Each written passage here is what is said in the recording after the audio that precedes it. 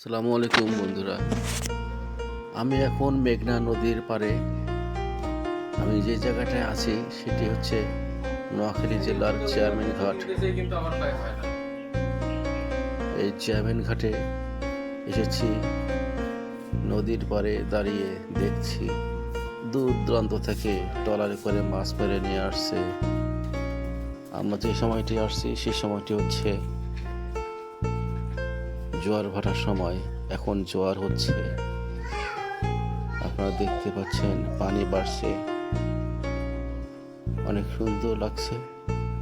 অনেক দূরে ছোট ছোট নৌকা, ডিঙি নৌকা মাছ ধরে নিয়ে আসে। এই মেঘনা নদীর উপর দিয়েই বঙ্গোপসাগরে যাওয়ার রাস্তা। এদিক দিয়ে হাতিয়া সন্দ্বীপ, ওই দূর দূরান্তে দেখা যাচ্ছে বঙ্গোপসাগর। এখানে জেলেরা যায়, মাছ মেরে নিয়ে আসে, যা বাজারে বিক্রি করে জীবিকা অর্জন করে।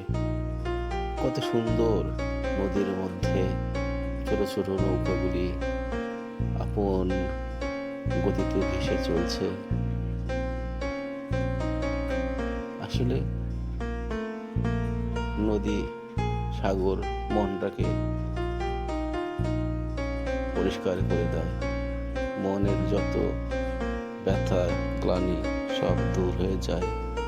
তাই আমি প্রায় নদীর পাড়ে, বিল, সাগর এখানে যাওয়ার চেষ্টা করি। এখানে গেলে আমার মনটি অনেক ভালো হয়ে যায়। মনে হচ্ছে আমি কি জানি একটা বড় কিছু পেয়ে গেলাম। আপনারাও আসবেন, দেখবেন, অনেক ভালো লাগবে। আমাদের বাংলাদেশে আসলে অনেক সুন্দর সুন্দর ভিউ আছে, যা ঘর থেকে বের না হলে বোঝা যায় না। আমি ভ্রমণ প্রবাসী, তাই আমি বিভিন্ন জায়গায় ঘুরে বেড়ানোর চেষ্টা করি। আপনাদেরকে সুন্দর সুন্দর ভিউ উপহার দেওয়ার চেষ্টা করছি। যদি আমার ভিডিওটি আপনাদের ভালো লাগে তাহলে অবশ্যই সাবস্ক্রাইব করে দিবেন এবং আমার পাশে থাকবেন। আপনারা আমার পাশে থাকলে আমি উৎসাহ পাবো এবং আরো ভালো ভালো কিছু আপনাদেরকে উপহার দেওয়ার চেষ্টা করব। আপনারা আমার সবসময় পাশে থাকবেন, আমি আনন্দ পাবো এবং অনুপ্রেরণা পাবো।